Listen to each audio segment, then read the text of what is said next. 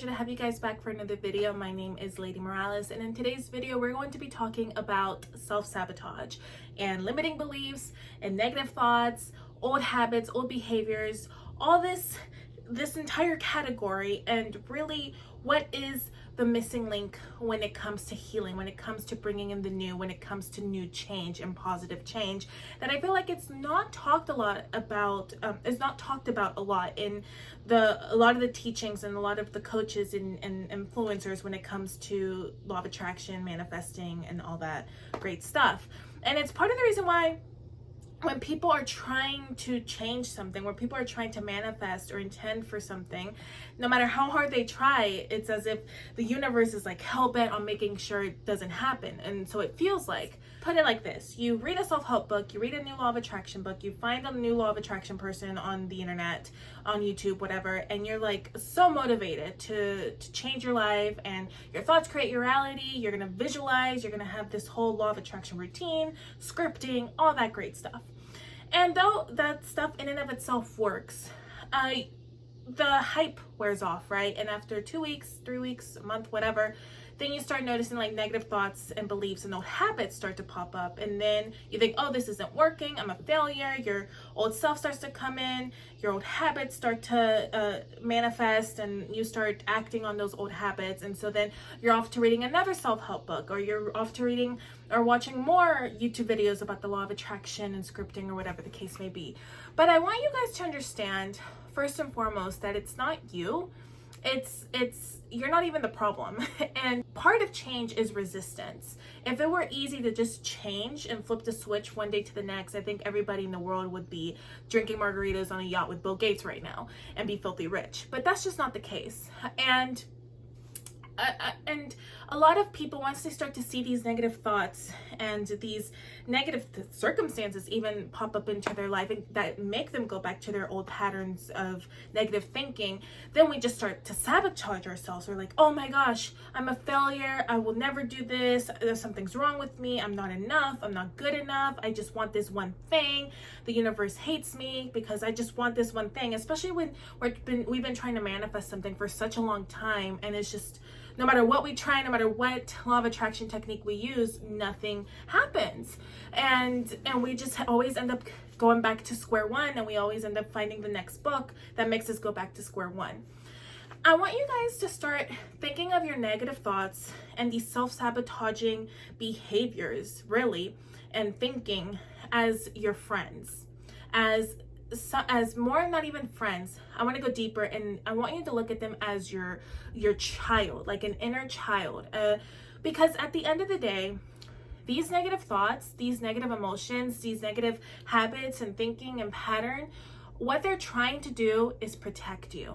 That's all they're trying to do. They're serving you in one way, shape, or form, and they're trying to protect you.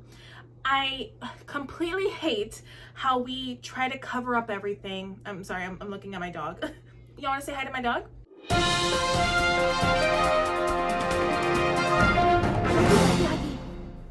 Oh my goodness. I got him over the quarantine. Oh my goodness.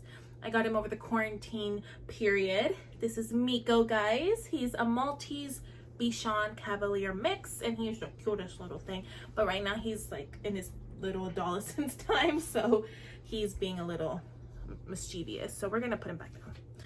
Mikko has really turned into a Mikko from Pocahontas, if you guys are familiar with that.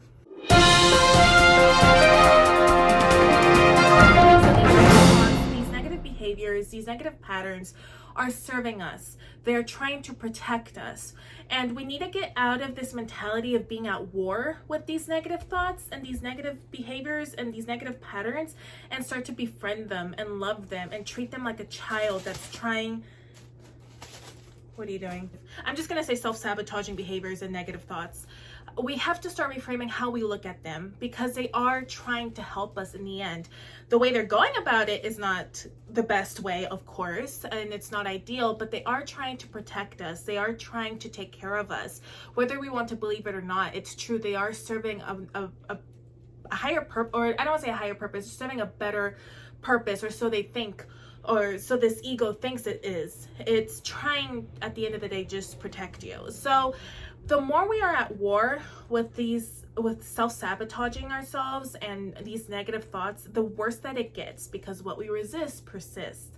Again, changing thoughts, reprogram your subconscious mind. It's simple, but it's not easy. It does take time. It is a process. And I hate the fact that there's a lot of people who sell you on this idea that you can just reprogram your subconscious mind from one day to the next. It's not that easy. It takes time. It takes effort. It takes you being a loving parent to these thoughts, treating them like a child, treating them like a child who's learning how to walk for the very first time. When you see a child that it's, it falls and then it gets back up and tries to walk and then it falls again, you're not, scolding the child. You're encouraging the child to keep going and to try and to keep, doing what it can. And that's how we have to look at this self-sabotaging behavior. When these negative thoughts start to come up into our minds and we start getting down that self-sabotage rabbit hole, first off, awareness. We have to be aware when that is happening, and awareness is truly the first step to healing these and getting rid of these limiting beliefs and negative thoughts. It's awareness, because the moment you can recognize and separate yourself from the old self, that's where the transformation happens, because you're disidentifying with those thoughts and those limiting beliefs and those negative patterns of thinking. That separation is already putting you outside of the old self. You're seeing the old self for what it is. Once we are able to be aware of those negative thoughts, me personally, from my experience, it serves no good to try to change them, to try to say a stupid affirmation that's obnoxious. If I'm being honest, it is. Because I'm going to do a separate video about how affirmations are being taught so wrong nowadays.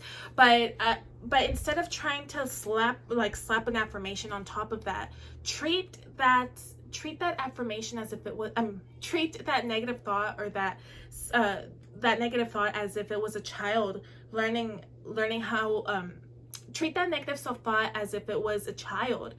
If the negative thought is saying, let's say, for example, you're trying to manifest a boyfriend or manifest a relationship or whatever, and you're trying to put yourself out there, but then all of a sudden, you're doing your hair, you're like glammed up, you've glowed up, and you're working out, whatever, you think is going to help you manifest a relationship. And then all of a sudden you feel good, and out of nowhere, the thoughts of, oh, you're always going to be alone. Oh, no guy's interested in you. No girl's interested in you, whatever the case may be. Then typically people would go, oh my gosh, no, I'm not supposed to be thinking like that. My thoughts create my reality. Go away thoughts, go away thoughts. That's going to make everything worse. 100% worse. Don't even try it. Instead, what I want you guys to do is, when those thoughts start coming up, talk lovingly to them. If you can't beat them, join them. Talk lovingly to these thoughts. Tell them, it's okay. I understand where you're coming from. I know, sweetheart. I know that you're in pain. I know that you're scared of being alone, but trust me, trust God. Know that we can have anything that we want in life, and you have every reason to be scared. You have every reason to think like this, and I'm sorry for the pain that I caused you. I'm sorry for this. Just know that I'm here. Give it even a virtual hug. Send it virtual love. It's ridiculous. As ridiculous as this sounds, guys, it works wonders, and it takes time. It does take time. And you will start to see that those voices start to get smaller and smaller and smaller over time, the more that you keep focusing on it with action. So I say all this to say, be aware of the thoughts, then talk lovingly to them. I want you guys to remember this, seriously. If you can't beat them, join them. Love these thoughts, because they're just trying to protect you. The more you're at war with these thoughts, the worse that everything is going to get.